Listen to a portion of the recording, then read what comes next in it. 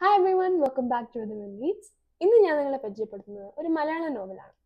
2024 Mangalodayam green books publications പ്രസിദ്ധീകരിച്ച PM Raghukumar എഴുതിയ അകലുന്ന തീരം, ഒരു അസ്ഥി പറഞ്ഞ കഥ എന്ന ചെറു നോവലാണത്. മുൻ ജോയിന്റ് ലേബർ കമ്മീഷനായി വിരമിച്ച തിരുവനന്തപുരം സ്വദേശിയായ PM രഘുകുമാറിന്റെ ആദ്യ നോവൽ സംരംഭമാണ് അകലുന്ന തീരം. ആനന്ദക്കുട്ടൻ എന്ന വ്യക്തിയുടെ ബാല്യ, കൗമാര, യൗവന, വാർദ്ധക്യത്തിലൂടെ കടന്നു പോകുന്ന സംഭവബഹുലമായ കഥ പറയുന്ന ഒരു ഗംഭീരമായ നോവലാണ് Akalunna Theeram. We forge the chains we wear in life എന്ന ചാൾസ് ഡിക്കിൻസിന്റെ കോട്ടോടു കൂടിയാണ് ഈ ബുക്ക് ആരംഭിക്കുന്നത്. ആനന്ദക്കുട്ടന്റെ പ്രണയവും പ്രണയനഷ്ടവും ഒറ്റപ്പെടലും ജീവിത സാഹചര്യങ്ങളും കൂടാതെ സാമൂഹ്യ ചുറ്റുപാടുകളും ഈ നോവലിൽ ഭംഗിയേന്തരേണ ഗ്രന്ഥകർത്താവ് അവതരിപ്പിച്ചിട്ടുണ്ട്.